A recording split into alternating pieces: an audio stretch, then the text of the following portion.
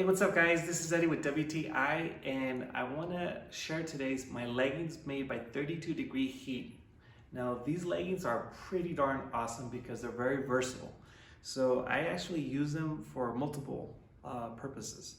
I use them as pajamas at night because they're extremely soft and warm.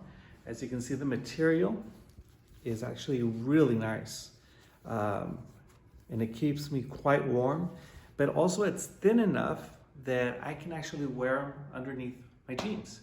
And as you can see, it keeps my legs warm. It doesn't inhibit my movement at all. I can walk perfectly fine and I'm very, very warm. No matter how cold it is outside or like it is right now that it's extremely windy, it doesn't matter because these things do a tremendous job of keeping me warm. And that's, at the end of the day, the most important thing, or at the end of the night, the most important thing is to be warm. So these leggings by 32 degrees have been one of the best purchases I have ever made, and I highly recommend them. That is my point of view.